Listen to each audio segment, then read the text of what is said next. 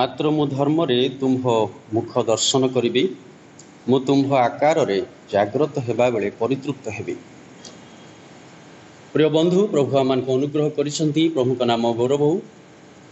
ଆଜି ମଧ୍ୟ ଆମମାନଙ୍କୁ ଅନଲାଇନ୍ ମାଧ୍ୟମରେ ଉପାସନାରେ ଯୋଗ ଦେଇ ପ୍ରଭୁଙ୍କର ଆଶୀର୍ବାଦ ପାଇବା ପାଇଁ ମଧ୍ୟ ପ୍ରଭୁଙ୍କର ସହଭାଗିତାରେ ଆଗକୁ ବଢ଼ିବା ପାଇଁ ପ୍ରଭୁ ଆମମାନଙ୍କୁ ସାହାଯ୍ୟ କରିଛନ୍ତି। ତେଣୁ ପ୍ରଭୁଙ୍କର ସେ ମହାନାମର ଗୌରବ ହେଉ।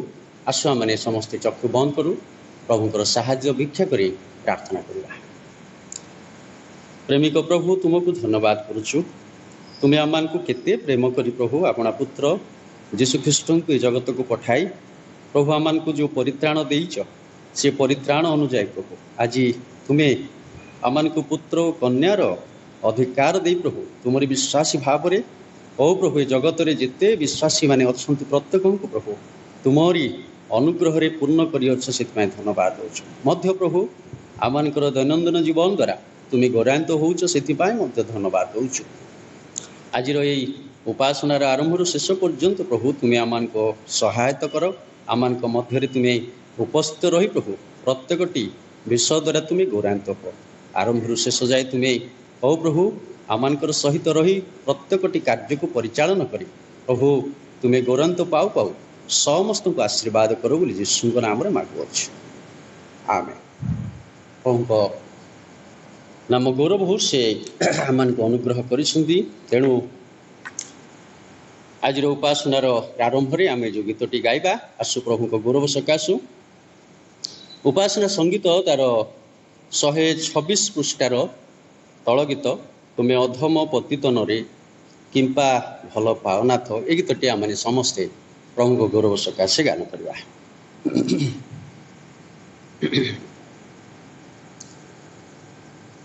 ତୁମେ ଅଧମ ପତିତନରେ କିମ୍ପା ଭଲ ପାଓନାଥ, ରହିଥାଅ ପାଶେ ପାଶେ, ତୁମେ ରହିଥାଅ ପାଶେ ପାଶେ, ନିଶିଦିନ ଅବିରତ ତୁମେ ଅଧମ ପତିତନରେ କିମ୍ପା ଭଲ ପାଓନାଥ, ଯେ ତୁମକୁ ନୀତି ଭୁଲି ଯା, ତାକୁ ତୁମ୍ଭେ କ୍ଷଣ ମାତ୍ରେ ଭୁଲ ନା ଯେହା। ପ୍ରେମ ଡୋରେ ବାନ୍ଧି ତାକୁ କର ଚିର ଅନୁଗତ, ତୁମେ ଅଧମ ପତିତନରେ କିମ୍ପା ଭଲ ପାଓନାଥ,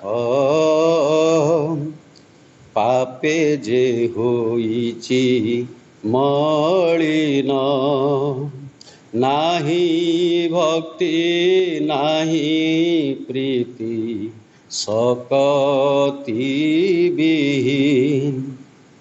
ପ୍ରେମ ନିରେ ଧୋଇ ତାରେ କ୍ଷମ ପାପ ଶତ ଶତ, ତୁମେ ଅଧମ ପତିତନରେ କିମ୍ପା ଭଲ ପାଓନାଥ, ପାଇ ତୁମ ଦୟା ଅଗଣ, ମହାଦେଶେ ତଥାପି ଯେ ରହେ ଅଚେତ, ମଧୁର ସ୍ୱରେ ଜଗାଇ ଧୀରେ କର ତୁମେ ପ୍ରେମ ସିକ୍ତ, ତୁମେ ଅଧମ ପତିତନରେ କିମ୍ପା ଭଲ ପାଓନାଥ,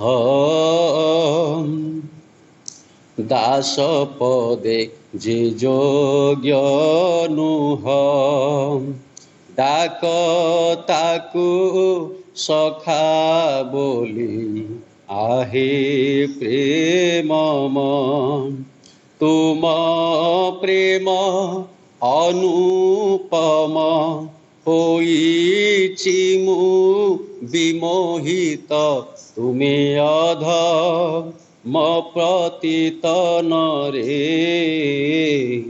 किंपा भल पाओनाथ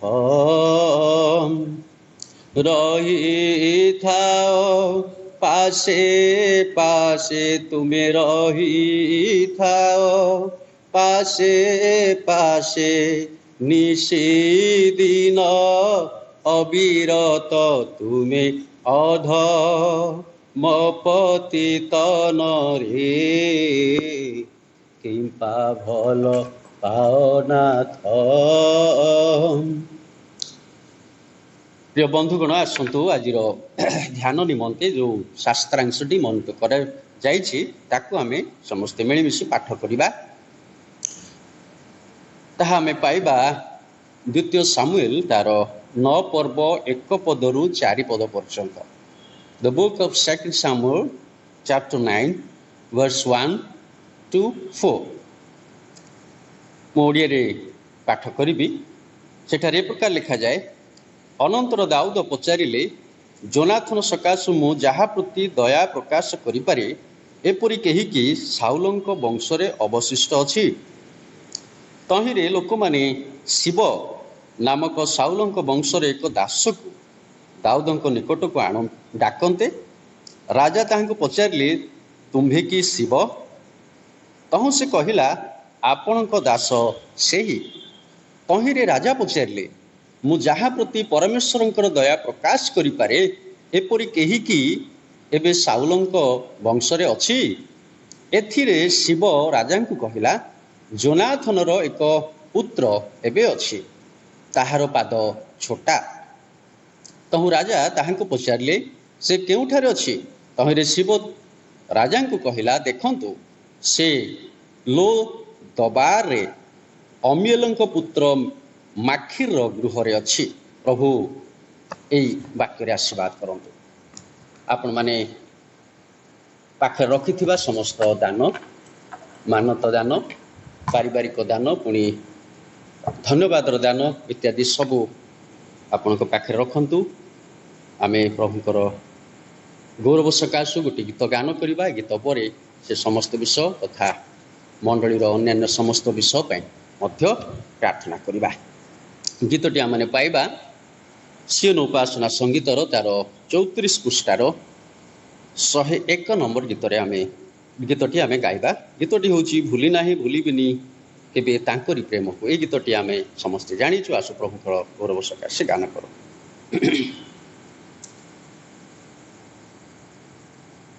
भूली नाही भूलिबिनी केबे तांकरी प्रेम को पाप भार बही गले से जे चाली कालबरी क्रूस को। भूली नाही भूलिबिनी एपरी प्रेम को शत्रु लागी केही केबे कि कांदिची तापाई बुकुर रुधिर ढाळिची सेही जीशु प्रेम डोरे बांधिले मो मनकु।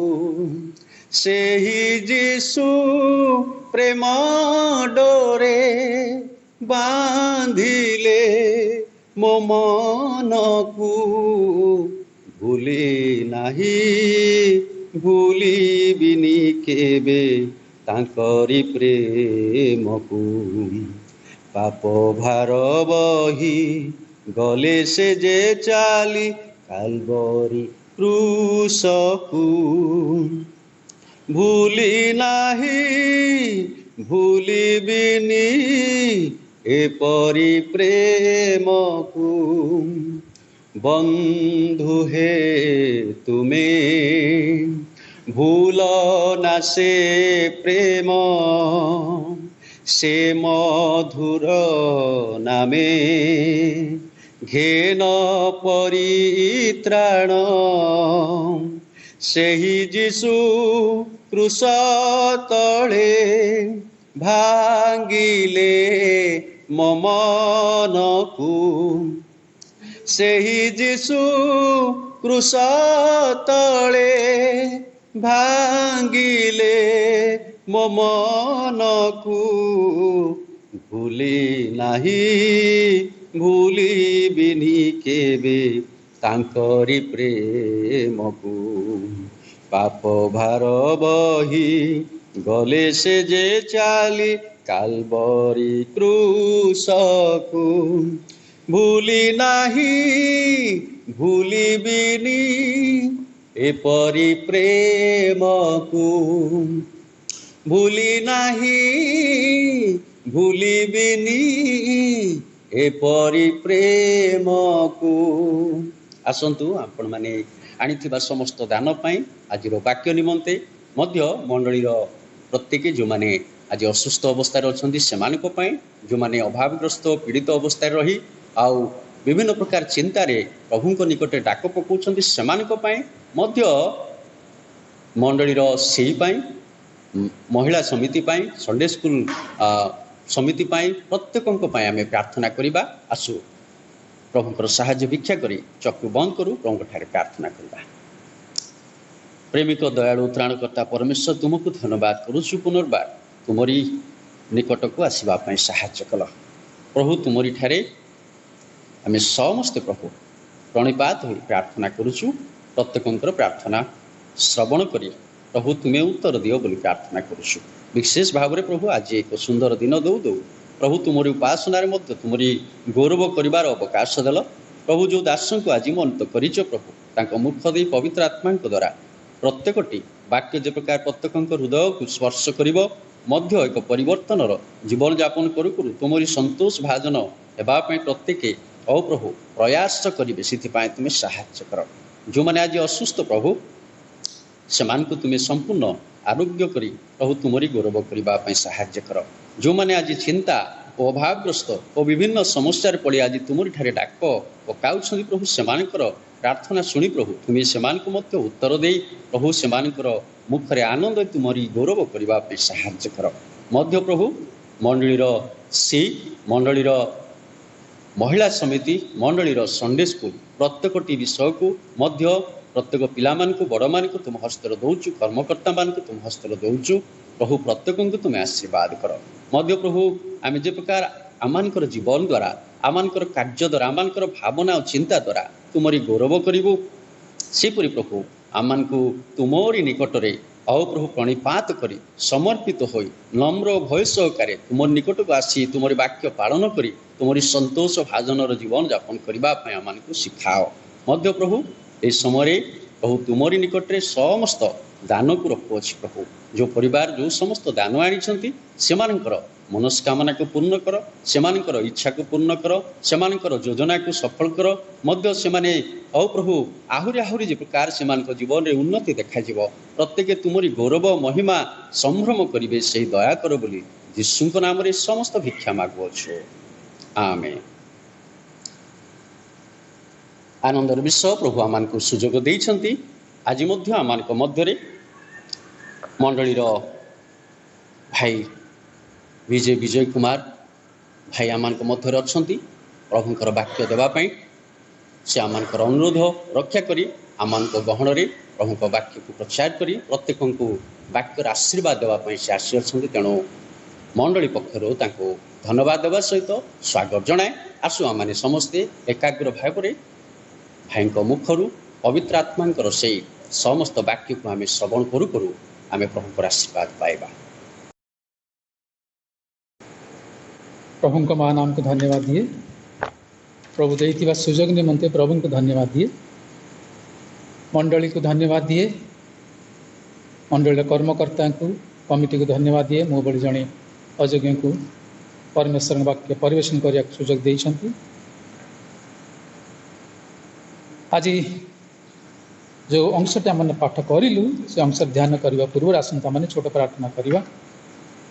पवित्र ईश्वर आपण को अनुग्रह निमित्त धन्यवाद जनाऊँ पिता कर समस्त मंगल दान निमंत धन्यवाद प्रार्थना करू पिता आपण आत्मा को उपस्थित स्थान रहू आपण कथा कहतु कौन सी मनुष्यर गौरव न हो प्रशंसा न हो पर आत्मा ही महिमान्वित हो आरंभ शेष पर्यंत आपंकर उपस्थिति प्रत्येक अनुभव करने साहाय्य करंतु पिता प्रार्थना करूँ जे समस्त लोग ऑनलाइन माध्यम शुणती सत्यर परिचय जे प्रकार पाई पारिबे से प्रकार अनुग्रह करंतु प्रार्थना शुणी बोले धन्यवाद दिए छोट प्रार्थना यीशु को नाम मागुच।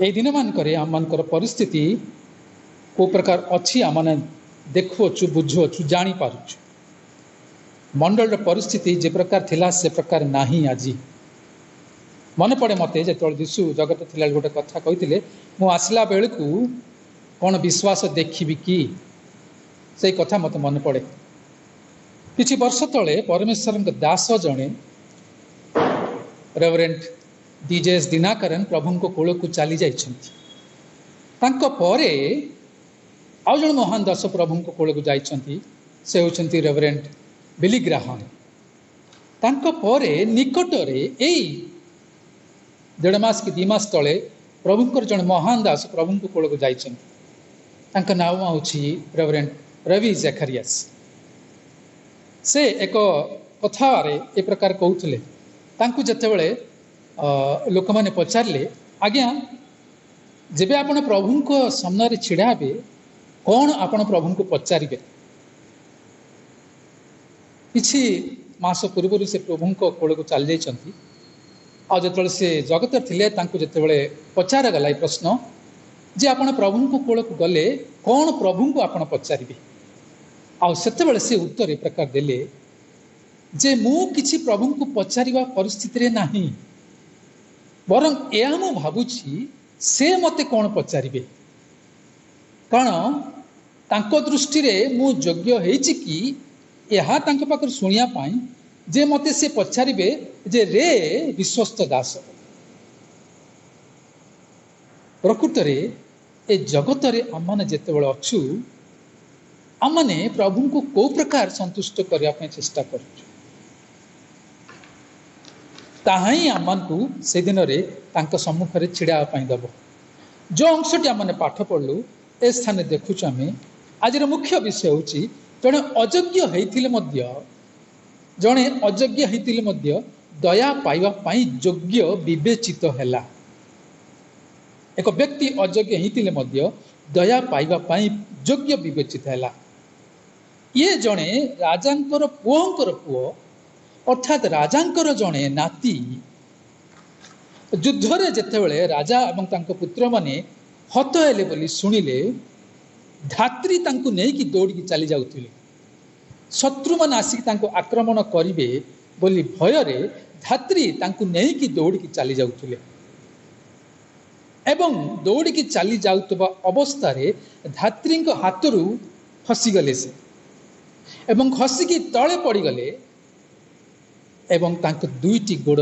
भांगी गला खंजई गले एवं ए अवस्था रे तांको बयस थिला 5 वर्ष ए अवस्था रे तांको बयस थिला 5 वर्ष एवं तांकर नाम होछि मफीबोशत जो अंशटी आमने पाठ पढ़लु 2 सामुएल 9 पर्व 1 रु 4 विषय अवश्य ए विषय लिखा है नहीं मात्र ए विषय लिखाई प्रथम सामुएल तार 4 पर्व 4 पद लिखाई जो साउल एवं पुत्र मैंने हत हेले धात्री दौड़ी शत्रु मैंने काले माड़ी आसे बोली चली जाऊा समय धात्री हाथ खसिकी से तले पड़े जो बयस 5 वर्ष होता एवं 2टी जाक गोड़ भांगीगला से खंज होगले आउ चलवा अवस्था नथिले। प्रिय बंधुगण आज मोर चिंता होची कौन आम ए प्रकार अवस्था अच्छु कि अयोग्य अवस्था अच्छु कि किंबा आम्बाने कौन से मफीबोशतर अवस्था अच्छु कि से दशारे अच्छु कि आज विषय किसी आश्चर्य भी सामने देखा गिलबय पर्वत उपर जो साउद एवं तांकर पुत्र माने हत हेले दाऊद को परमेश्वर इच्छा अनुसार राजा करागला ଏବଂ ଗୋଟେ ରାଜାର ପ୍ରଥମ କାମ ହେଉଛି ସେ ରାଜା ହେଲା ପରେ ଦାୟିତ୍ୱ ଗ୍ରହଣ କଲା ପରେ ପ୍ରଥମ କାମ ହେଉଛି ତାଙ୍କ ବିରୁଦ୍ଧରେ ଯେତେ ଶତ୍ରୁ ଅଛନ୍ତି ସମସ୍ତଙ୍କୁ ହତ କରିବା, ମାରିଦେବା। ଯଦି କାହାକୁ ବି ସେ ବଞ୍ଚେଇକି ରଖିଥାନ୍ତି କାଳେ ଏ ବଞ୍ଚିଥିବା ବ୍ୟକ୍ତି ଅନ୍ୟମାନଙ୍କ ସାଙ୍ଗରେ ମିଶି ପ୍ରଜାମାନଙ୍କ ସାଙ୍ଗରେ ମିଶି ଏକ ଗୋଷ୍ଠୀ କରି ରାଜାଙ୍କ ବିରୁଦ୍ଧରେ ପୁନର୍ବାର ଛିଡ଼ା ହେବେ ବୋଲି ଏଇ ରାଜା କ'ଣ କରନ୍ତି, ତାଙ୍କର ଶତ୍ରୁମାନେ ସମସ୍ତଙ୍କୁ ସେ ହତ କରିଦିଅନ୍ତି। କିନ୍ତୁ ଏ ସ୍ଥାନରେ ଦେଖୁଆ ମାନେ ଯେତେବେଳେ ରାଜା ଭାବରେ ବିବେଚିତ ହେଲେ ଏବଂ ଭୂଷିତ ହେଲେ ଏବଂ ରାଜା ହେଲେ ଦାଉଦ, ସେ କିନ୍ତୁ ସେ ପ୍ରକାର କଲେନି। ତାଙ୍କର ଶତ୍ରୁ ବଂଶକୁ ଅର୍ଥାତ୍ ସାଉଲ ତାଙ୍କ ବଂଶରେ ଥିବା ଅନ୍ୟ ଲୋକମାନଙ୍କୁ ସେ ହତ କଲେ ନାହିଁ। ପ୍ରଥମ ସାମୁଏଲ 18 ପର୍ବ 3 ପଦରେ ଦେଖୁଛା ମାନେ ବିଶେଷ କରି ତାଙ୍କର ପ୍ରାଣର ପ୍ରିୟତମ ଯାହାଙ୍କୁ ପ୍ରାଣ ପରି ଭଲ ପାଉଥିଲେ ସାଉଲଙ୍କ ପୁତ୍ର ଜନାଥନ ଏବଂ ତାଙ୍କ ପୁତ୍ର ସେ ତାଙ୍କୁ ହତ କଲେ ନାହିଁ। ଜନାଥନଙ୍କ ପ୍ରତି ଦାଉଦଙ୍କ ପ୍ରେମ ଏବଂ ଜନାଥନଙ୍କ ପ୍ରତି ଦାଉଦଙ୍କର ଯେଉଁ ଚୁକ୍ତି ଥିଲା ସେ ଦାଉଦ କେବେ ଭୁଲି ଯାଇନଥିଲେ। ରାଜା ହେଇସାରିଲା ପରେ ମଧ୍ୟ କିଛି ଲୋକଙ୍କର ଅଭ୍ୟାସ ସେ କରିଥିବା ଚୁକ୍ତି ଗୁଡିକୁ ପ୍ରତିଜ୍ଞା ଗୁଡିକୁ ଭୁଲି ଯାଆନ୍ତି। କେବଳ ରାଜା ନୁହନ୍ତି, ଯେକୌଣସି ବ୍ୟକ୍ତି ହେଲେ ମଧ୍ୟ ପଦୋନ୍ନତି ହେଲା ପରେ ସେ କରିଥିବା ପ୍ରତିଜ୍ଞା ଗୁଡିକୁ ଚୁକ୍ତି ଗୁଡିକୁ ଭୁଲି ଯାଆନ୍ତି। ଉଦାହରଣ ସ୍ୱରୂପ ବାଇବଲରେ ମୁଁ କିଛି ଉଦାହରଣ କହିଦେଉଛି ଆପଣମାନଙ୍କୁ ଯେ ଆଦି ପୁସ୍ତକ 40 ପର୍ବରେ ଦେଖୁଆ ମାନେ ଯୋସେଫଙ୍କ ବିଷୟରେ ପାନପାତ୍ର ବାହକ ଭୁଲି ଯାଇଥିଲେ। ପାନପାତ୍ର ବାହକ ଯେତେବେଳେ ମଙ୍ଗଳଦାନ ପାଇଲେ ଯୋସେଫ ତାଙ୍କୁ କହିଥିଲେ, ଭାଇ ତୁମେ ଯେତେବେଳେ ରାଜାଙ୍କ ପାଖକୁ ଯିବ ମୋ ବିଷୟରେ ଟିକେ କହିବ, ମୁଁ ଯେ ପ୍ରକାର କାରାଗାର ମୁକୁଳି ହେଇପାରିବି। କିନ୍ତୁ ପାନପାତ୍ର ବାହକ ତାହା ଭୁଲି ଯାଇଥିଲେ। ଏକ୍ଜାକ୍ଟଲି ସେପରି ଇସ୍ରାଏଲ ମଧ୍ୟ ପରମେଶ୍ୱରଙ୍କ ଠାରୁ ଯେଉଁ ମଙ୍ଗଳଦାନ ପାଇଥିଲେ ସେମାନେ ଭୁଲି ଯାଇଥିଲେ। ଗୀତ ସଂହିତା 78 ପର୍ବର 11 ପଦରେ ଲେଖା ଅଛି। ମାତ୍ର ଦାଉଦ ଗୋଟେ କଥା କୁହନ୍ତି ଗୀତ ସଂହିତା 103:2 ପଦରେ ଯେ ହେ ମୋର ପ୍ରାଣ ସଦାପ୍ରଭୁଙ୍କୁ କ'ଣ କର, ସ୍ତୁତି କର, ପ୍ରଶଂସା କର, ତାଙ୍କର ମଙ୍ଗଳଦାନ କେବେ ହେଲେ ପାଶୋର ନାହିଁ। ସେଇଥିପାଇଁ ଦାଉଦଙ୍କର ଏହି ଗୁଣ ହେତୁ, କୋଉ ଗୁଣ, ସେ ରାଜା ହେଇସାରିଲା ପରେ ମଧ୍ୟ ଶତ୍ରୁମାନଙ୍କୁ ହତ ନ କରିକି ତାଙ୍କୁ ମନେ ପକେଇକିରି ତାଙ୍କ ନିମନ୍ତେ ଚିନ୍ତା କରିଥିବା ହେତୁ ଦାଉଦଙ୍କ ବିଷୟରେ ପରମେଶ୍ୱର ପ୍ରଖ୍ୟା ସାକ୍ଷ୍ୟ ଦେଲେ ଯେ ଆମ୍ଭର ମନର ମତର ବ୍ୟକ୍ତି ବୋଲି। କ'ଣ ପାଇଁ ନା ସେ ଶତ୍ରୁକୁ କେବେ ହେଲେ ହତ କଲେ ନାହିଁ। এই ଅଂଶରେ ଦେଖୁଆ ମାନେ ଦାଉଦ ତାଙ୍କର ଶତ୍ରୁ ବଂଶ ମାନଙ୍କ ପ୍ରତି ଦେଖାଇଥିବା ପ୍ରେମ, ଦୟା, କ୍ଷମା। 9 ପର୍ବର 2 ପଦରେ ଦେଖୁଆ ମାନେ ସେ ପଚାରୁଛନ୍ତି, ତହରେ ଲୋକମାନେ ଶିବା ନାମକ ସାଉଲଙ୍କ ବଂଶର ଏକ ଦାସକୁ ଦାଉଦଙ୍କ ନିକଟକୁ ଡାକନ୍ତେ। ରାଜା ତାକୁ ପଚାରିଲେ, ତମେ କି ଶିବା? ଏ ସ୍ଥାନରେ ଓଡ଼ିଆ ବାଇବେଲରେ କିଛି ଭିନ୍ନ ଭାବରେ ଲେଖା ହେଇଛି, କିନ୍ତୁ ତେଲୁଗୁ ବାଇବେଲରେ ସ୍ପଷ୍ଟ ଭାବରେ ଲେଖା ହେଇଛି, ସାଉଲ ପଚାରୁଛନ୍ତି, ଆରେ ତମେ ତ ଶିବା, ତମେ ତ ଶିବା। ସେ ପଚାରୁନାହାନ୍ତି ଯେ ତମେ କି ବୋଲି। ତେଲୁଗୁ ବାଇବେଲ ଲେଖା ଅଛି ତମେ ତ ଶିବା। ଦେଖୁ ଏ ସ୍ଥାନରେ ଦାଉଦଙ୍କର ନମ୍ର ଭାବକୁ ଦେଖୁ। ଆମ ସେ ନିଜ କେତେ ନମ୍ର କଲେ ଶିବାଙ୍କ ସାମ୍ନାରେ। ମନେ ପକାଇ ଦେଉଛି ଆପଣଙ୍କୁ, ଯେତେବେଳେ ଦାଉଦ ପଲିଷ୍ଟିଆମାନଙ୍କୁ ଜୟ କରି ଆସିଲେ ସେ ଅଞ୍ଚଳରେ ଥିବା ଲୋକମାନେ, ବିଶେଷ କରି ସ୍ତ୍ରୀ ଲୋକମାନେ ଚିଲେଇକି ସେଦିନ କ'ଣ କହିଲେ? ପ୍ରଥମ ସାମୁଏଲ 18 ପର୍ବ 6-7ରେ ସମସ୍ତେ ଚିଲେଇ କହିଲେ ଯେ ସାଉଲ ହଜାର ଲୋକଙ୍କୁ ମାରିଲେ, ମାତ୍ର ଦାଉଦ ଅୟୁତ ଲୋକଙ୍କୁ ମାରିଲେ। ଆଉ ସେତେବେଳେ ସାଉଲ ପଚାରୁଛନ୍ତି ପ୍ରଥମ ସାମୁଏଲ 17 ପର୍ବ 55-56 ପଦରେ ଯେ ଏ କିଏ? ଦାଉଦଙ୍କୁ ସେ ପଚାରୁଛନ୍ତି ଏ କିଏ, ଏ ବ୍ୟକ୍ତିଟି କିଏ? ପ୍ରଥମ ସାମୁଏଲ 17 ପର୍ବର 55 ଏବଂ 56 ପଦରେ ଲେଖାଯାଏ, ସେହି ପଲଷ୍ଟିୟ ବିରୁଦ୍ଧରେ ଦାଉଦଙ୍କୁ ବାହାରିବାରେ ଦେଖି ସାଉଲ ସୈନ୍ୟର ସେନାପତି ଅବନରକୁ କହିଲେ, ଅବନର, ଏ ଯୁବା କାହାର ପୁଅ? ଏ ଯୁବା କାହାର ପୁଅ? ଲେଖନ୍ତୁ 56 ପଦରେ କ'ଣ ଲେଖୁଛନ୍ତି, ତହିଁରେ ରାଜା କହିଲେ, ପଚାର ଏ ଭେଣ୍ଡିଆଟି କାହାର ପୁଅ? ମୋର କହିବାର ବିଷୟ ହେଉଛି, କ'ଣ ରାଜା ସାଉଲ ଜାଣିନଥିଲେ ଦାଉଦ କିଏ? ଦେଖନ୍ତୁ ପ୍ରଥମ ସାମୁଏଲ 16 ପର୍ବ 19 ପଦରେ ସେ କ'ଣ କହୁଛନ୍ତି, जो दाऊद विषय आज पचार ए भेंडियाटी किए, जो दाऊद विषय पचार ए पुओटी किए। देखंतु प्रथम सामुएल 16 पर्व 19 पदरे से कौन कहते, एहेतु साउल जिसी निकट को दूत मान पठाई ताहाकु कहले, तुम्भर पुत्र दाऊद जे मेष पल संगे थाए ताकू मो निकट को पठे दियो। दाऊद किए साउल जान नथिले। आउ टिके देखंतु 22 पदरे कौन लिखा है, एउतारे साउल जीशु को कही पठाइले, विनय करुछि दाऊद को मो सम्मुख छिड़ा दियो, कारण से मो दृष्टि रे अनुग्रह पाई अछि। साउल जान नथिले दाऊद किए। आउ टिके देखंतु तळकु 23 पदरे कौन लिखा है, एणु परमेश्वरं ठारू सही मंद आत्मा जेतेबेले साउलंक ऊपर थाए सेतेबेले दाऊद वीणा ने अपना हाथ रे बजांती, कहीं साउल आश्वस्त पाती और भल होती, पुणी मंद आत्मा तांको छाड़ी दिए। दाऊद किए साउल जान नथिले, किंतु दाऊद को नीच देखा, दाऊद को तलू को कर देखा, लज्जा देवाई पचार समस्त सामने, भेंडियाटे किए, ए पुओटी किए। किंतु दाऊद मन को देखुआ माँ ए स्थान रे शिवा को जो देखिले, बहु वर्ष पर देखिले, शिवा को जो देखिले से पचार तुम्हें तो शिवा। दाऊद मन को देखुआ माने किते महान मन तांकर, से पचारि पारि थांते तुम किए बोली, कहीं एटू आसछ बोली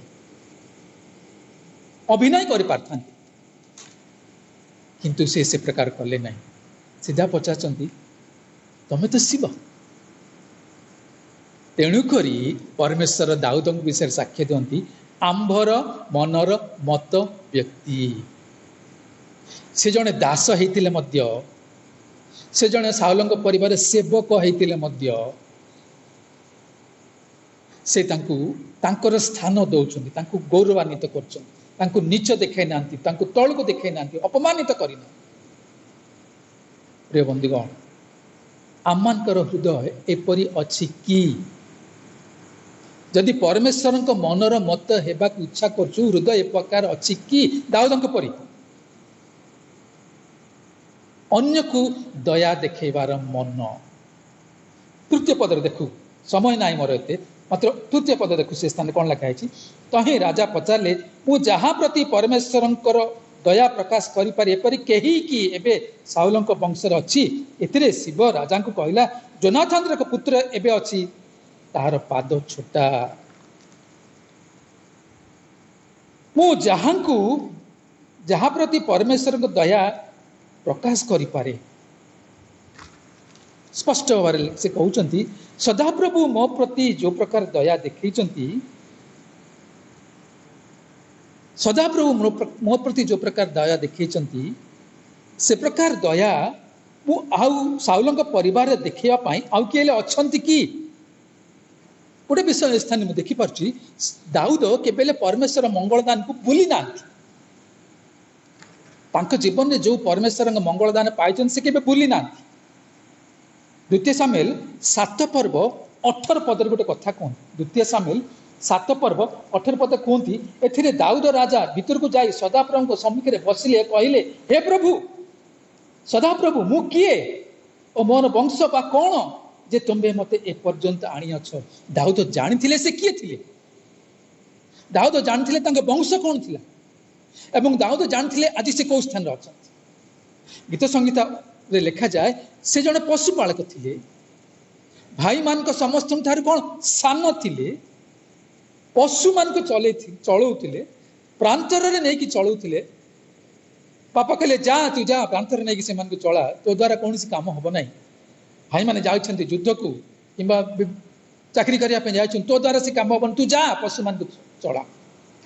मात्र ए प्रकार एक स्थान रु आज दाऊद कौ स्थान रे बसचंती, दाऊद ता जीवन में केबेले भूली नांती। तेणु पचारचंती, मो परमेश्वर पाखरु जो दया पाइछि, साउलंक परिवार की अछंती कि से प्रकार दया पाइबा पाई। प्रिय बंधुगण, आमान को जीवन रे परमेश्वर को दया मंगलदान पासरी जाऊ कि आमाने जाग्रत होंतु, तार मध्य भयंकरता अच्छी। एबे से समय ना मो पाखे चिंता कर, पासरी गले कौन अवस्था हम, भयंकरता हम ता चिंता कर समय ना। କିନ୍ତୁ ଦାଉଦଙ୍କ ଜୀବନ ଦେଖୁ ସେ ଭୁଲି ନା। ତେଣୁ ତାଙ୍କ ନିଜ ପ୍ରାଣକୁ ଶିଖାନ୍ତି ବାରମ୍ବାର, ହେ ମୋର ମନ ସଦା ଆପଣଙ୍କ ଧନ୍ୟବାଦ କର, ତାଙ୍କର ମଙ୍ଗଳଦାନ କେବେ ହେଲେ ପାସର ନାହିଁ। ଏବଂ ଦାଉଦଙ୍କ ପ୍ରଶ୍ନରେ ଶିବ କଣ ଉତ୍ତର ଦଉଛନ୍ତି ଦେଖନ୍ତୁ। ଏଥିରେ ଶିବ ରାଜାଙ୍କୁ କହିଲେ, ଜୋନାଥନ ଏକ ପୁତ୍ର ଏବେ ଅଛି, ତାହାର ପାଦ ଛୋଟା। ଅବଶ୍ୟ ଜୋନାଥନ ମରିଗଲା ପରେ ଯେତେବେଳେ ମୃତ୍ୟୁବରଣ କଲେ, ଜୋନାଥନଙ୍କ ପାଇଁ ଦାଉଦ ବହୁତ କାନ୍ଦିଥିଲେ। ଜୋନାଥନ, ମୋ ପ୍ରତି ତୁମର ପ୍ରେମ, ମୋ ପ୍ରତି ତୁମେ ଯାହା ଦେଖାଇଛ ପ୍ରେମ, ମୋ ପ୍ରତି ତୁମେ ଯାହା ମଙ୍ଗଳଦାନ କରିଛ, ଯେତିକି ସାହାଯ୍ୟ କରିଛ, ସ୍ତ୍ରୀ ମାନେ ଦେଖିବା ପ୍ରେମ ଅପେକ୍ଷା ମହାନ ଅଟେ। କାରଣ ଦାଉଦ ଜାଣିଥିଲେ ଆଜି ଜୋନାଥନଙ୍କ ସକାଶୁ ହିଁ ଏକ ପକ୍ଷରେ ଦାଉଦ ଆଜି ସିଂହାସନରେ ଅଛନ୍ତି। ସାଉଲ ତାଙ୍କୁ ଅନେକ ଥର ମାରିବା ପାଇଁ ଗୋଡ଼େଇଥିଲେ, କିନ୍ତୁ ଏଇ ଜୋନାଥନଙ୍କ ସକାଶୁ ହିଁ ଦାଉଦ ଅନେକ ଥର ମୃତ୍ୟୁରୁ ବଞ୍ଚି ଯାଇଥିଲେ। ଯେବେ ଦାଉଦ ଶୁଣିଲେ ଯେ ଏକ ପୁତ୍ର ଅଛି ଜୋନାଥନଙ୍କର, ସେ ଛୋଟା ବୋଲି, ଦାଉଦଙ୍କ ମନ କଣ ହେଇଥିବ, କି ପ୍ରକାର ଭାଙ୍ଗି ଯାଇଥିବ। ମାତ୍ର ଦେଖନ୍ତୁ 4 ପଦରେ ସେ କଣ କହୁଛନ୍ତି। ତ ରାଜା ତାକୁ ପଚାରିଲେ, ସେ କେଉଁଠାରେ ଅଛି? ଖୋଜିବାର ମନ ଦାଉଦଙ୍କ ଜୀବନରେ ଅଛି, ଅନ୍ୱେଷଣ କରିବାର ମନ ଦାଉଦଙ୍କ ଜୀବନରେ ଅଛି। ଏ କିଏ? କାହାକୁ ସେ କରୁଛନ୍ତି? କାହାକୁ ଅନ୍ୱେଷଣ କରୁଛନ୍ତି? ଶତ୍ରୁ ପରିବାର ଏକ ବ୍ୟକ୍ତିକୁ, ଯେ କି ଖଞ୍ଜ ଚାଲିପାରୁ ନାହିଁ, କୌଣସି କାମ କରିପାରୁ ନାହିଁ, ଯାହାର ଅଜାର ବଂଶ ଦାଉଦ ଏକ ସମୟରେ ପ୍ରାନ୍ତରେ ଲୁଚି ରହିବା ପାଇଁ କାରକ। ଏ ବ୍ୟକ୍ତି କୌଣସି ଯୋଗ୍ୟତା ନାହିଁ ରାଜପ୍ରସାଦକୁ ଆସିବା ପାଇଁ, ରାଜାଙ୍କର ଦୟା ପାଇବା ପାଇଁ ଯୋଗ୍ୟତା ନାହିଁ, କିନ୍ତୁ ଏ ପ୍ରକାର ଏକ ବ୍ୟକ୍ତିଙ୍କ ବିଷୟରେ ଦାଉଦ ଖୋଜୁଛନ୍ତି। ଦାଉଦ ପଚାରୁଛନ୍ତି, ସେ କୋଉଠାରେ ଅଛି? ଅନ୍ୱେଷଣ କରିବାର ମନ, ଦୟାର ମନ ଦାଉଦଙ୍କ ଜୀବନରେ ଥିଲା। ତେଣୁକରି ପରମେଶ୍ୱର ତାଙ୍କ ବିଷୟରେ ସାକ୍ଷ୍ୟ ଦେଲେ, ଆମ୍ଭର ମନର ମତର ବ୍ୟକ୍ତି। ପ୍ରିୟ ବନ୍ଧୁ, ହିତୋପଦେଶ 31 ପର୍ବର 26 ପଦରେ ଗୋଟେ କଥା ଲେଖା ଅଛି। ଧର୍ମଶାସ୍ତ୍ରରେ ହିତୋପଦେଶ 31 ପର୍ବର 26 ପଦରେ ଗୋଟେ କଥା ଲେଖା ଅଛି, ପଢୁଛି ମୁଁ। ସେ ଜ୍ଞାନରେ ଆପଣା ମୁଖ ଫିଟାଇବ, ତାହାର ଜିହ୍ୱାରେ ଦୟାର ବ୍ୟବସ୍ଥା ଥାଏ। କିଏ? କାହା ଜିହ୍ୱାରେ ଦୟାର ବ୍ୟବସ୍ଥା ଥାଏ? ଯେ ଜ୍ଞାନର ମୁଖ ଫିଟାଏ। କିଏ ଜ୍ଞାନର ମୁଖ ଫିଟାଇବ? ଯେ ଜ୍ଞାନ ପାଇଥିବ। ପ୍ରଥମ କରନ୍ତି 1:30 ପଦ ଅନୁସାରେ ଜ୍ଞାନ ହଉଛନ୍ତି ଯୀଶୁ ନିଜେ। ଯାଠାରେ ଯୀଶୁ ଥାନ୍ତି, ଯେ ଯୀଶୁଙ୍କୁ ପାଇଥାଏ, ସେ ହିଁ କେବଳ ଜ୍ଞାନର କଥା କହିପାରିବ, କିମ୍ବା ଅନ୍ୱେଷଣ କରିପାରିବ, ଖୋଜିପାରିବ, କିମ୍ବା ଦୟା ଦେଖେଇ ପାରିବ। ଦାଉଦ ସେ ପ୍ରକାର ଜଣେ ଈଶ୍ୱରଙ୍କ ମନର ବ୍ୟକ୍ତି ଥିଲେ ବୋଲି ଖୋଜୁଛନ୍ତି, ଏଇ ଖଞ୍ଜ ବ୍ୟକ୍ତି କୋଉଠି ଅଛି, କେଉଁଠି ଅଛି?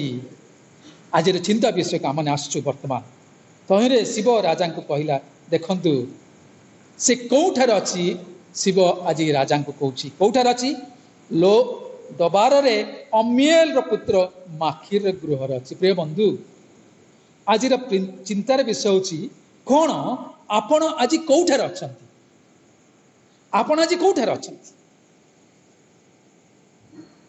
ଲୋ ଦେବାରରେ ଅଛନ୍ତି କି?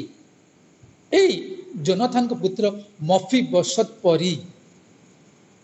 ଧର୍ମଶାସ୍ତ୍ରରେ ଏହାର କିଛିଟା ଆତ୍ମିକ ଅର୍ଥ ଅଛି, ଅଳ୍ପ ସମୟରେ ମୁଁ ଆପଣଙ୍କୁ ପ୍ରକାଶ କରିବି।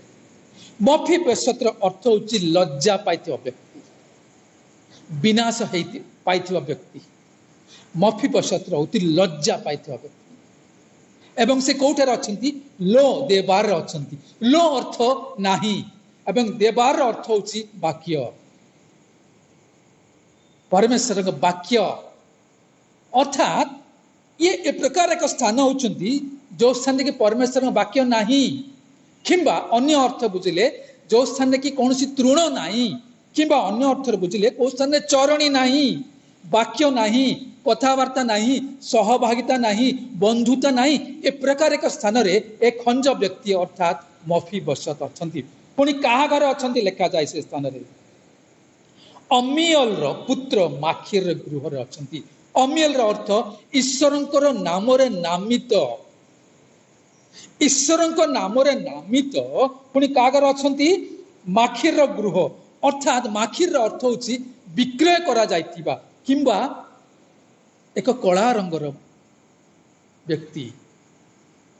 विक्रय करा जाइथिबा व्यक्ति गृह ईश्वर नाम नामित एक व्यक्ति गृह अच्छी प्रिय बंधुगण एक लज्जा पाई व्यक्ति कौन स्थान अच्छा चरणी नथिबा स्थान तृण नथिबा स्थान वाक्य नथिबा स्थान संपर्क नथिबा स्थान सहभागिता नथिबा स्थान पुणी क्या घरे अच्छा ईश्वर नाम नामित लोक घरे पुणी क्या घरे मखीर घर अर्थात विक्रय करा जाइथिबा अवस्था अच्छा ये जड़े भावी राजा किए मफीबसत राजा परे राजा हेबार योग्य थिबा व्यक्ति बहुत उच्च रे जीवन काटिबाकू थिबा व्यक्ति किंतु आज अच्छा कौ स्थान रे चरणी नथिबा स्थान रे वाक्य नथिबा स्थान रे सहभागिता नथिबा स्थान रे संपर्क नथिबा स्थान रे अंधकार स्थान रे बिक्री करा जाइथिबा अवस्था रे अच्छा तलकू देखू 5 पदरे दाऊद पचारती तेबे दाऊद राजा लो देबार लोक पठाए अमीएल पुत्र माखीर ग्रह को ताकू आण स्थान को केते मनोयोगी थिले दाऊद देखु केते मनोयोगी थिले दाऊद से मफीबसत विषय चिंता कर कौन आवश्यकता नहीं बहु वर्ष पूर्वर वंश चली जाइछन मफीबसत बापा जोनाथन एवं जोनाथन का बापा साउल चली जाइछन्ते जगत युद्ध हतई विषय एत चिंता कर आवश्यकता नहीं किंतु आरंभ देखो आमने दाऊद कौन कहते परमेश्वर प्रति परमेश्वर आड़ू मु जो दया पाई साउल परिवार किए अच्छा कि दया देखा खोजुंट सी डाकुंट आण बोली कहते कौन पाई जेहेतु परमेश्वर मनर मत व्यक्ति थे जोनाथन संगे एक चुक्ति करथिले से चुक्ति को आज रखा पाई दाऊद चेष्टा करुछंती एक सुजोग मिलला तांको चुक्ति रक्षा करिया पाई एक अवकाश मिलला तांको जीवन रे चुक्ति को रक्षा पाई सुजोग सद्व्यवहार करुछंती देखंतु सैनिक माने जाइके हो तो से मफीबसत जो स्थान अच्छी से अमीएल पुत्र माखीर घर पहुँचते कहते मफीबसत अच्छा कि किए तो मैंने आसको राजा दाऊद आम पठे कौन पाई पठे मफीबसत को लेकिन आसापी जो मफीबसत शुणी कथा से डरी जाई नथिबे कि शेष राजा दाऊद मत खोजी पाइले साउल तांकर अजा दाऊद प्रति जो सब दुष्ट कर्म करते मारिया चेष्टा करते एबे दाऊद मते पाईगले मते नहीं कि निश्चय से प्रतिशोध नेबे मते भी मारिदेवे से रागर प्रतिशोध नेबे मफीबसत डरी जाइथिबे नाई मो जीविनी बोली भाबुथिबे बोली कारण दाऊद प्रतिशोध नेबार मन आसी जाइथि बोली भाबिथिबे माखीर मते तांको कहिथिबे मफीबसत जाउनी कारण दाऊद तुमको जानी सारलानी कोठी अछ से नहीं कि तुमको मारिदेबे प्रतिशोध नेबे राग अच्छी तुम पर दुईटी चिंता मध्य हो तो मफीबसत पड़ जाइथिबे किंतु शेष से चिंता कले नाई राजा मत डाकी मु जीवी मु मरले पछे मरबी किंतु जीवी देखो 6 पदरे कौन कहते एथिरे साउल पौत्र जोनाथन पुत्र मफीबसत दाऊद निकट को आसिला ताकू नहीं कि आसिले प्रिय बंधुगण दाऊद मन देखुचु परमेश्वर मनर मत बोली कहबार व्यक्ति एते साधारण नुह कि प्रकार मन परमेश्वर मन दाऊद जीवन में थिला डाक ताकू खोज ताकू नहीं कि आस जो थाऊ ना कहीं नहीं कि आसिले से यही जिते मफीबसत सामने आसिक छिड़ाले हो तो दाऊद भांगी जाइए नहीं गोड़ नहीं जिते 5 वर्ष होता गोड़ चली जाइला अन्य जन को भूल हेतु ये भलर जन्म होते कि अन्यर भूल हेतु ये खंज हो गले गोड़ चलीगला बहु वर्ष पूर्व जो दाऊद देखिथे मफीबसत को मन केमती भांगी जाइए हाय मु जहाँ मोर प्राणर बंधु बोली भावी जोनाथन पुत्र ए प्रकार अवस्था कांदी थे भांगी पड़े ना हो तो जदि सुजोग मिलती कुंडे देते कारण दाऊद जानी आज जदि मु सिंहासन में बसची जोनाथन को सकाशु ही बसची जोनाथन सदाबले मते साहस दौले बल दौले उत्साह दौले संरक्ष करुले मते साउलंक ठारू। मफिबोशत को देखि से कांदी देथिबे, मनटा भांगी जाइथिबो, कुंडे पकेइथिबे। मात्र देखु 7 पदर से कौन कहउछन, तहिरे दाऊद ताकु कहिले भय न कर। दाऊद मफिबोशत कहउछन भय कर नाही। काहे भय कर नाही? कारण मु तुम्भ पिता जोनाथन सकाशु अवश्य तुम्भ प्रति दया प्रकाश करिबी। तुम्भ पितामह साउलंकर समस्त भूमि तुम्भको फेराई देबी ओ तुम्भे नित्य मोहर मेजरे भोजन करिवो। की सुजोग मफिबोशत जीवन रे, कि सुजोग मफिबोशत जीवन रे। एक बापा नथिबा, अजा नथिबा शत्रु परिवार जने व्यक्ति को आनिकरी दाऊद एति प्रेम देखौछन। एक खंज जहाद्वारा कौन सी काम हो पारे, योग्यता नहीं राजप्रसाद का आसिया पाई, छिड़ा मध्य योग्यता नहीं। ताकू कौन कहउछन से तुम बापा सकाशु पिता सकाशु तुम्भ प्रति मु दया निश्चय प्रकाश करी। आ कौन कहउछन तुम्भर पितामह साउलंक सकाशु तुमर समस्त भूमि तुमको फेरे आनी। प्रिय बंधुगण, आज चिंता होची कौन? आज आपण मफिबोशत परी खंज अवस्था अछंती कि? कौन एक परिस्थिति, कौन एक समस्या, कौन एक विषय आपन को ए प्रकार खंज कर देछि कि आपण जाई परना, लज्जा लगुछि आपन को बाहर जाय, आपन को लज्जा बाहर लोक मान को देखिया पई चाहना। आपण ए प्रकार परिस्थिति रे अछंती कि?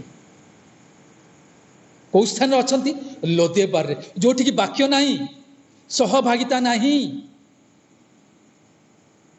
संपर्क नहीं, कथबार्ता नहीं, ए प्रकार एक स्थान रे केमती अछंती? बंदी होइके अछंती कि? बिक्री करा जाइते अवस्था अछंती कि? पुणी का घरे? ईश्वर का नाम रे नामित लोक घर। देखंतु को प्रकार परिस्थिति आज अछंती कि चिंता करो।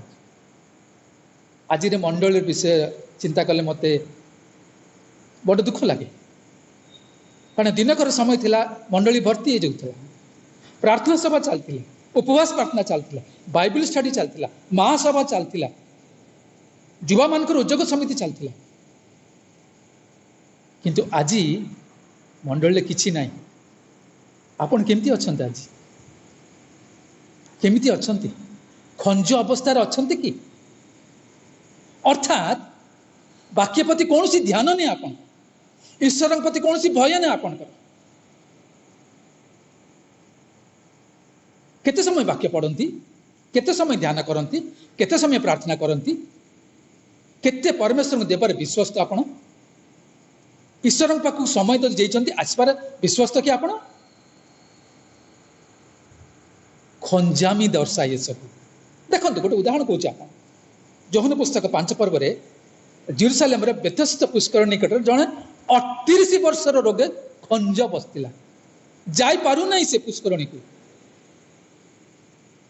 खंज हो जाइए किए टेकिकी नेले ही सी जीवार अवस्था।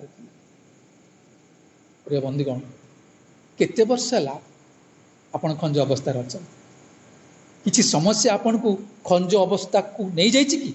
किसी दुख, किसी अभाव, किसी भार कि अन्य कौन सी परिस्थिति आपन को खंज अवस्था को नहीं देछि कि? ईश्वर नथिबा स्थान को ठेल देछि कि? सहभागिता नथिबा स्थान को ठेल देछि कि? वाक्य नथिबा स्थान को ठेल देछि कि? प्रार्थना नथिबा स्थान को ठेल देछि कि? संपर्क नथिबा स्थान को ठेल देछि कि? वाक्य ध्यान नथिबा स्थान को ठेल देछि कि? चिंता करंतु टिके। परमेश्वर वाक्य कहे दाऊद कौन कले? अन्वेषण कले, खोजिले। प्रिय बंधुगण, एफएसी 2 पर्व लिखा जाए, आमाने आपन को अपराध सकाशु पाप सकाशु परमेश्वर ठारू दूर को चल जाइछु।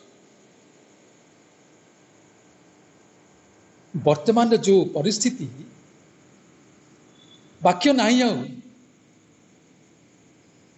वाक्य नहीं आ मंडल कहवा गले, प्रार्थना सभा नहीं, उपवास प्रार्थना नहीं, बाइबल स्टडी नहीं, महासभा नहीं, उद्योग समिति नहीं, मेजो नहीं, रविवार दिन उपासना नहीं, वाक्य नहीं।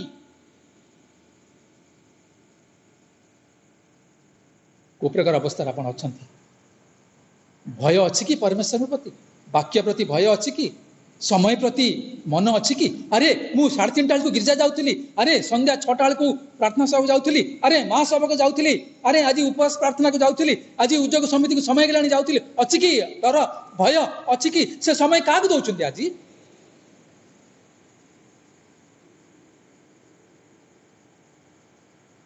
पाउल लिखंती रोमी रे 5 पर्व रे आमानकर पाप हेतु आमने दुर्बल हे जाइछु शत्रु हे जाइछु ए पाप आमनकु दुर्बल कर देछि ए दुर्बलता आमनकु शत्रु कर देछि ईश्वर को सामुखरे आसी पारनु लज्जा लागुछि डर लागुछि आराधना को आसी पारनु वाक्य पढ़ी पारनु वाक्य ध्यान कर पारनु प्रार्थना करी अवस्था रे बसी पारुनु खंज हो जाइछु आमाने इच्छा लागुनि आउ वाक्य पढ़ा प्रार्थना करने वाक्य ध्यान करने उपासन बसिया इच्छा लगुनि आउ दर्शाए आपण खंज होती मानतु न मानतु दर्शाए आपण खंज होती 38 वर्ष है गोटे जगार बस जापार ना आशीर्वाद पाइबा आज दाऊद तांको खोजुचंती केउठी अछंती से टिके मन पकांतु आदम करथिबा पाप हेतु से दिन परमेश्वर कौन कले खोजिकी आसिले आदम को आदम तुम कौठार अछ आदम तुम कौठार अछ सम्मुख आसिया को लाज लगुच साहस नहीं आउ मन पड़े जक्षा विषय जीशु ख्रीष्ट कौन कहते लुक 19 पर्व जहाँ हजिची ताकू खोजी रक्षा करने निमंते मनुष्य पुत्र प्रिय बंधुगण आपण आपण को समस्या रे आज खंज होइचंती कि आपण को दुख हेतु आपण खंज होइचंती कि आपण को कोनसी समस्या हेतु परिस्थिति हेतु लज्जा प्राप्त कि आपण अपमान प्राप्त कि आपण विनाश आड़ को जाउचंती कि आपण ए प्रकार का स्थान होचंती जोठी कि वाक्य नहीं आउ प्रार्थना नहीं आउ सहभागिता नहीं आउ ईश्वर वाक्य ध्यान नहीं आउ मेज नहीं आउ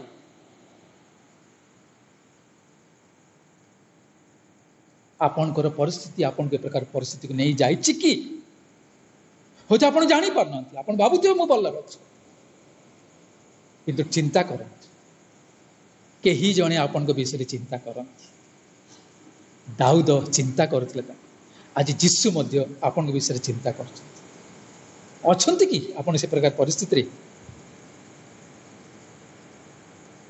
ईश्वरंकर नामर नामित अछि केवल अमीय जन ईश्वरंकर अमीय अर्थ ईश्वरंक नामर नामित नाम मात्र ईश्वरंक नाम अछि कौन नाम अछि पीटर कौन नाम अछि मैथ्यू कौन नाम अछि जोहन कौन नाम अछि जोशुआ कौन नाम अछि सैमसन कौन नाम अछि जैकब मूसा एलिया नाम अछि सदा प्रभुंकर लोकंकर नाम अछि किंतु वाक्य अछि कि सहभागिता अछि कि प्रार्थना अछि कि वाक्य अछि कि मेज अछि कि उपासना अछि कि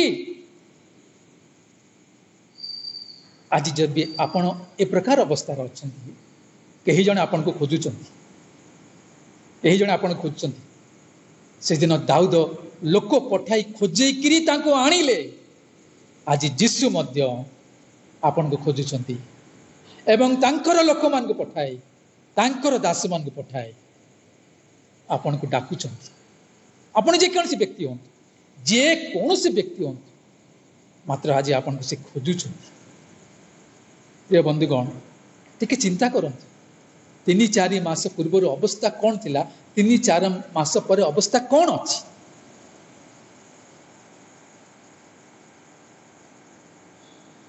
आपण जीवन में शांति पाइबा चाहूचंती कि खंज हो पारंती समस्या रे थाई पारंती अभाव रे थाई पारंती दुख रे थाई पारंती लज्जा रे थाई पारंती अपमान रे थाई पारंती ईश्वर नाम रे नामित तो पारंती किंतु ईश्वर नांती से स्थान वाक्य नहीं से स्थान परमेश्वर का सहभागिता नहीं से स्थान प्रार्थना नहीं से स्थान वाक्य ध्यान नहीं से स्थान एभेले टिके चिंता करंतु कारण लेखा जाए स्थान रे नामक मात्र तुम बंचिच किंतु प्रकृति तुम मृत नामक मात्र बंचिच मफीबोशेत नामक मात्र बंची किंतु प्रकृति से मृत एक बंदी अवस्था थिला किछि कहिबार तार फ्रीडम नथिला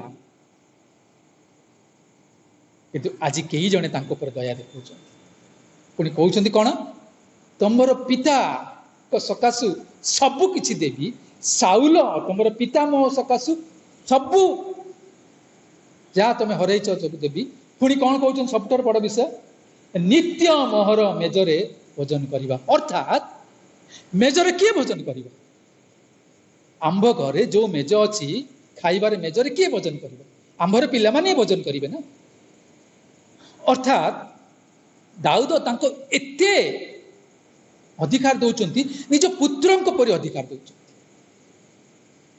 प्रिय बंधुगण आज जीशु मध्य आपण खोजुं जेकोसी अवस्था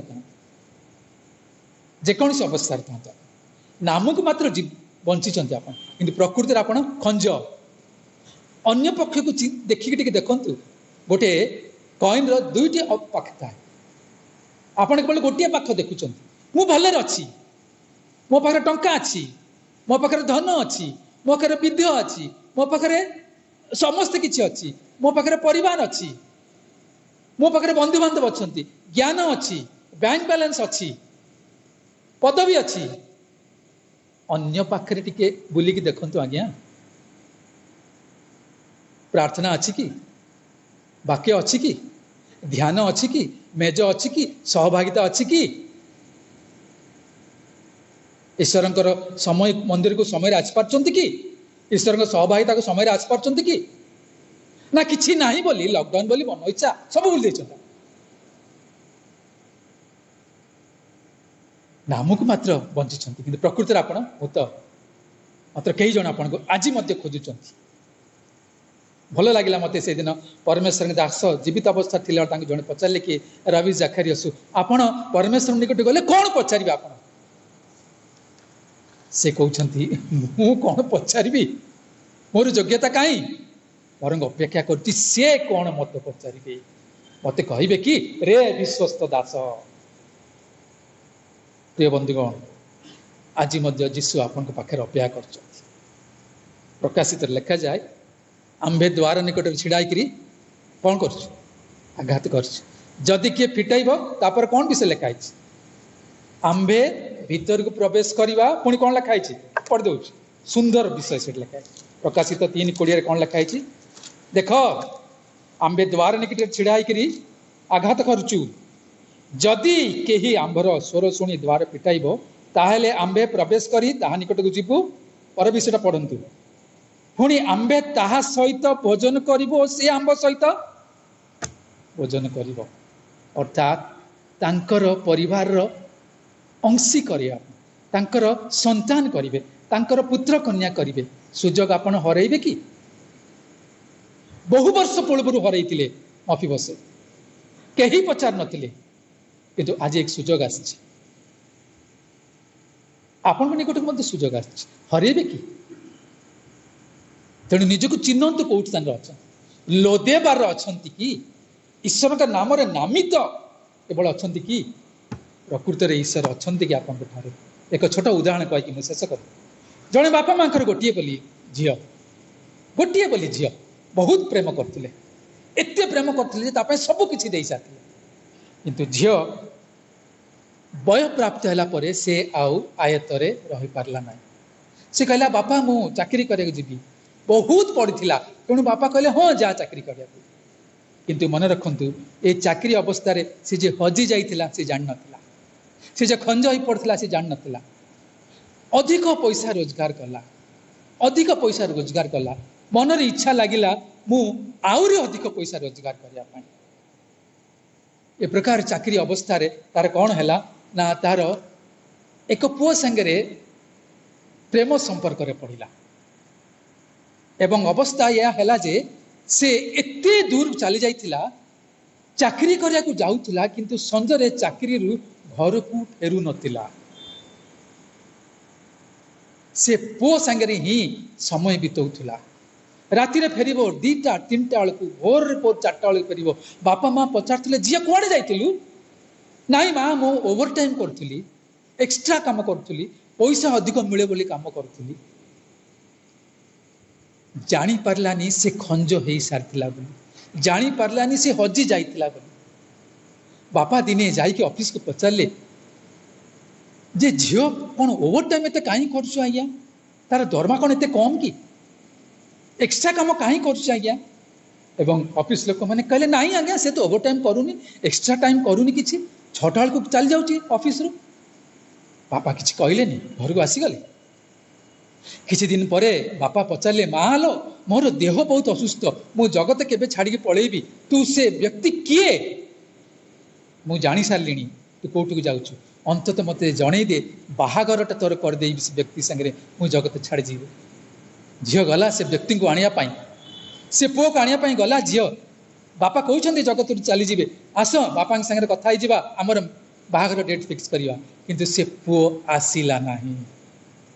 पुओ झील को गोटे सुंदर एक मुक्तार मुदी दे पठेला नियो ए मुक्ताटी नहीं जाओ बापा को देदेव और कह मु निश्चय तुमको बह करी मु तुम केबेले छाड़ी ना। झील विश्वास सहित आसिक बापा को देखेले बापा यही देख मुदी से देइचंती से मत केबेले छाड़ ना।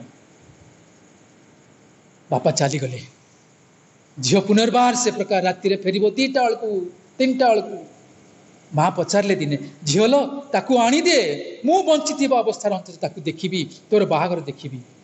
पुनर्बार से झील कहला माँ देखा चाहूँगी आस माँ को कहवा मु तुमको बाहाबी बोली किंतु पुओ आउ थे कहीदेला नाई मु जीवी ना यही देख आउे दामिकिया मुक्तार मुदी दूसरी नहीं कि माँ को देखे दियो मु निश्चय तुमको बह करी।